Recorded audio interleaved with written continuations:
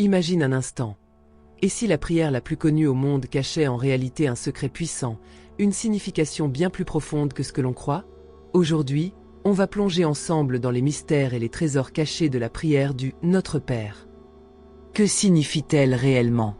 Pourquoi a-t-elle traversé les siècles et marqué des millions de vies?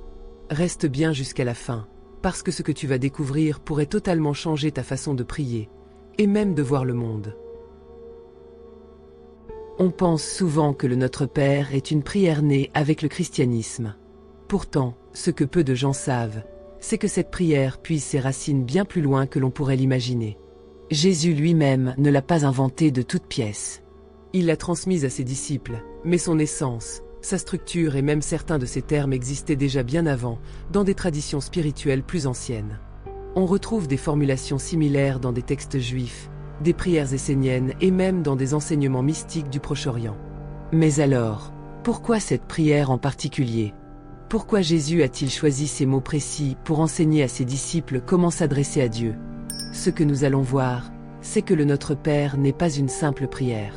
C'est une véritable carte spirituelle, une formule qui, lorsqu'elle est comprise et ressentie profondément, ouvre un chemin vers une connexion bien plus puissante avec le divin. Prenons un instant pour nous poser la question. Et si cette prière n'était pas seulement une supplication, mais un outil de transformation intérieure? Dans la suite, nous allons plonger au cœur de ces mots pour en révéler la véritable puissance. Si le Notre Père a traversé les siècles sans perdre de son intensité, c'est parce qu'il ne s'agit pas d'une simple prière, mais d'une construction soigneusement pensée. Chaque phrase contient un enseignement profond, une clé pour comprendre notre relation avec le divin et avec nous-mêmes. Prenons le tout premier mot, notre. Ce détail peut sembler anodin, mais il ne l'est pas. Jésus ne dit pas mon Père, ni ton Père, mais notre Père.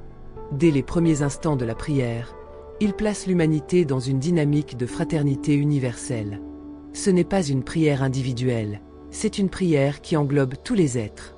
Une façon puissante de rappeler que nous sommes tous liés, que notre destinée n'est pas isolée, mais interconnectée. Puis vient Père, un mot qui, dans la tradition hébraïque, ne désigne pas seulement un père biologique, mais aussi une source, une origine, une autorité bienveillante. Il évoque la proximité, l'intimité avec le divin. Contrairement aux croyances de l'époque où Dieu était souvent perçu comme lointain et inaccessible, Jésus enseigne une relation directe et personnelle avec lui. Mais le véritable mystère commence avec les mots qui suivent. Qui est aux cieux? Faut-il comprendre que Dieu est ailleurs, dans un lieu éloigné, inaccessible? Pas exactement. Dans la pensée hébraïque, le mot cieux ne désigne pas seulement un lieu physique, mais aussi une dimension spirituelle, une réalité plus vaste que notre compréhension matérielle. Cela signifie que Dieu n'est pas limité à un espace précis, mais qu'il est présent dans tout ce qui existe, en nous et autour de nous. Ainsi, dès le début du Notre Père, nous avons déjà 3 enseignements fondamentaux. L'unité de l'humanité, nous sommes tous enfants du même Père. L'intimité avec le divin, Dieu n'est pas un juge lointain, mais une présence proche et bienveillante. L'immensité de Dieu, il ne se limite pas à un endroit, il est partout. Et ce n'est que le début. Dans la prochaine partie, nous allons voir comment chaque phrase de cette prière cache un message spirituel bien plus puissant que ce que l'on imagine. Chaque ligne du Notre Père est bien plus qu'une simple supplication. C'est une affirmation, une invocation, presque une formule spirituelle dont les mots ont été soigneusement choisis pour éveiller en nous quelque chose de profond. Prenons cette phrase. Que ton nom soit sanctifié. À première vue, cela peut sembler être une simple déclaration de respect envers Dieu. Mais en réalité, il s'agit d'un appel à l'action. Sanctifier signifie rendre sacré, honorer, donner une place centrale. Alors que signifie réellement cette phrase? Elle nous invite à prendre conscience du divin dans notre quotidien.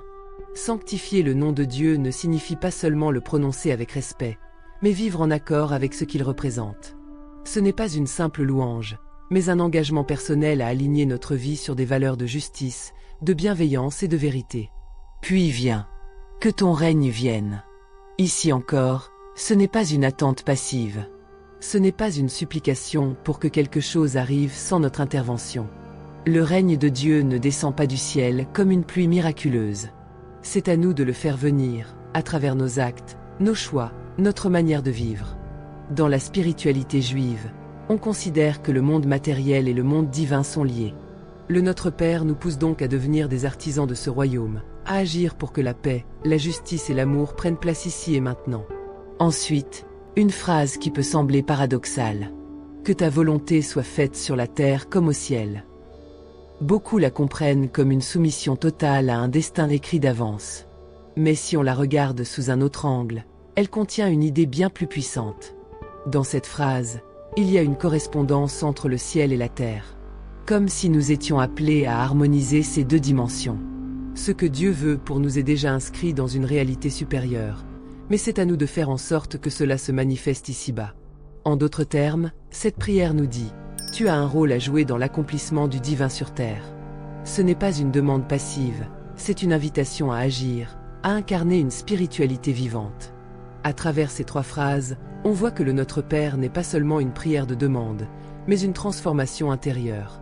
Elle nous pousse à adopter une nouvelle vision du monde et à devenir les acteurs du changement spirituel que nous espérons voir.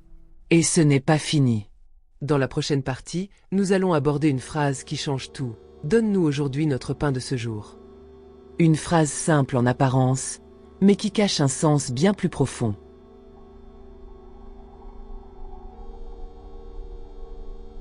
La phrase « Donne-nous aujourd'hui notre pain de ce jour » semble être une simple demande pour la nourriture. Mais est-ce vraiment tout? Dans la tradition spirituelle, le pain représente bien plus qu'un simple aliment. Il symbolise tout ce qui nous est nécessaire pour avancer dans la vie. La nourriture physique, bien sûr, mais aussi la sagesse, l'énergie spirituelle, la force intérieure. Regardons ce détail intrigant. Jésus ne dit pas « Donne-nous du pain pour toujours », ni « Assure-nous une abondance infinie ». Il parle du pain d'aujourd'hui, du moment présent. Un enseignement puissant sur la confiance. Cette phrase nous invite à vivre dans l'instant, à ne pas être obsédé par le futur ou rongé par l'inquiétude. Elle nous apprend à faire confiance en la vie, en Dieu, en ce qui nous est donné jour après jour. C'est une idée qui revient souvent dans l'enseignement de Jésus. Ne vous inquiétez pas du lendemain, car le lendemain prendra soin de lui-même. Matthieu chapitre 6, verset 34. Dans un monde où tout nous pousse à anticiper, à prévoir, à accumuler par peur du manque, cette phrase du Notre Père est une révolution mentale. Elle nous rappelle que nous avons toujours ce qu'il faut au moment où il le faut. Mais il y a plus encore. Le pain comme nourriture spirituelle. Dans l'Évangile selon Jean, Jésus dit « Je suis le pain de vie. Celui qui vient à moi n'aura jamais faim. » Jean chapitre 6, verset 35. Le pain dont parle cette prière ne concerne pas seulement le corps, mais aussi l'âme. Cela signifie que nous avons aussi besoin de vérité, de sens, d'une connexion profonde avec quelque chose de plus grand que nous. Chaque jour, nous avons besoin d'une nourriture spirituelle, d'une dose de sagesse, d'un moment de réflexion qui nous alimente intérieurement. Et si ce pain quotidien, c'était aussi nos relations, notre paix intérieure, notre capacité à voir la beauté dans l'instant présent?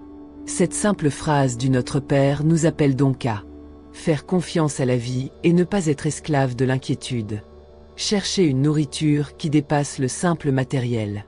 Nous nourrir spirituellement chaque jour.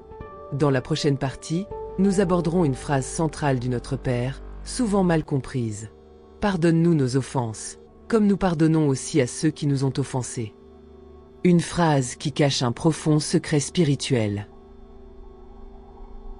Nous arrivons à une phrase du Notre Père qui, sans doute, est l'une des plus difficiles à appliquer dans nos vies. Pardonne-nous nos offenses, comme nous pardonnons aussi à ceux qui nous ont offensés. À première vue, cela semble être une simple demande de pardon. Mais en réalité, cette phrase cache un immense secret spirituel. Pourquoi demandons-nous le pardon? Dans presque toutes les traditions spirituelles, le pardon de nos erreurs est un élément central. Mais dans cette prière, Jésus conditionne ce pardon à notre propre capacité à pardonner aux autres. C'est un principe fondamental. Nous recevons ce que nous sommes capables de donner.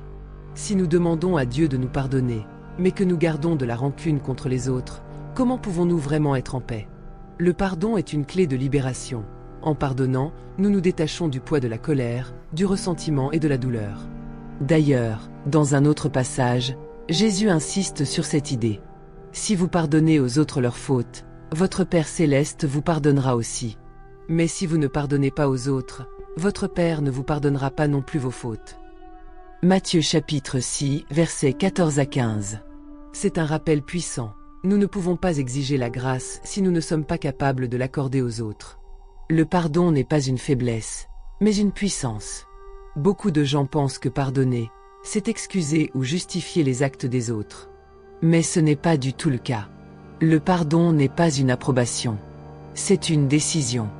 Le pardon, c'est refuser de porter un fardeau inutile. C'est se libérer soi-même avant tout. C'est briser les chaînes du passé pour avancer vers l'avenir. Dans ce sens, pardonner, c'est avant tout un acte d'amour envers soi-même. Le lien entre pardon et guérison. De nombreuses études en psychologie montrent que les rancœurs et les blessures émotionnelles non guéries peuvent affecter notre santé physique et mentale. Jésus le savait bien, lorsque nous pardonnons, nous guérissons. Et si cette phrase du Notre Père était une invitation à une transformation intérieure profonde? Un moyen de nous délester du poids du passé. Une opportunité de retrouver la paix intérieure. Une ouverture vers plus de liberté et d'amour dans nos vies. Dans la prochaine partie, nous allons explorer une phrase qui touche à la tentation et au mal, une phrase souvent mal interprétée. Ne nous soumets pas à la tentation, mais délivre-nous du mal. Que signifie-t-elle réellement?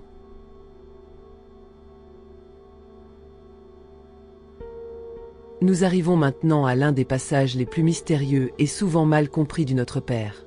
Ne nous soumets pas à la tentation, mais délivre-nous du mal. À première vue, cette phrase peut sembler étrange. Dieu pourrait-il vraiment nous pousser à la tentation? Tentation, épreuve ou piège? Dans la Bible, le mot tentation, pérasmo en grec, peut avoir deux significations. Une épreuve qui permet de tester et de renforcer la foi. Une incitation au péché, qui pousse à s'éloigner de Dieu. Mais il est crucial de comprendre un point. Dieu ne tente personne au mal. L'apôtre Jacques le dit clairement. Que personne, lorsqu'il est tenté, ne dise « c'est Dieu qui me tente ». Car Dieu ne peut être tenté par le mal, et il ne tente lui-même personne. Jacques chapitre 1, verset 13. Alors, pourquoi demander à Dieu de ne pas nous soumettre à la tentation? Une supplication pour éviter la chute. Cette phrase peut être comprise comme une demande à Dieu de nous garder éloignés des situations où nous serions trop faibles pour résister.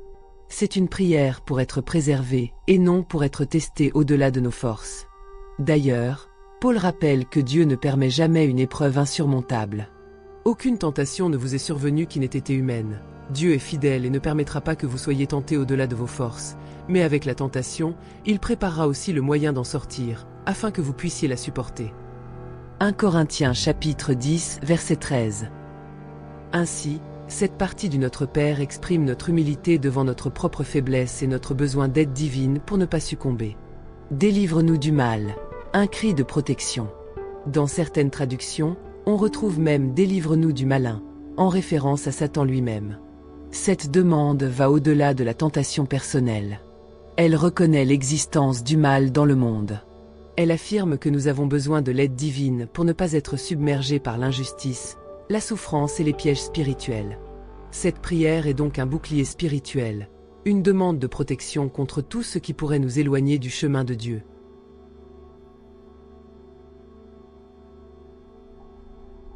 Le Notre Père n'est pas une simple récitation mécanique. C'est une prière profonde et puissante qui touche tous les aspects de notre vie. La connexion avec Dieu, le respect de sa volonté, le pardon et la libération intérieure, la protection contre le mal et la tentation. Et si cette prière était une clé de transformation pour nous tous? Si nous la disons avec conscience et foi, elle peut véritablement changer nos vies. Alors, la prochaine fois que tu réciteras cette prière, fais-le avec intention et cœur, en comprenant chaque mot, et en laissant sa puissance agir en toi. Que penses-tu de cette analyse du Notre Père? As-tu découvert des choses que tu n'avais jamais envisagées avant? Si tu as aimé, n'hésite pas à partager tes réflexions en commentaire et à t'abonner pour d'autres analyses spirituelles profondes.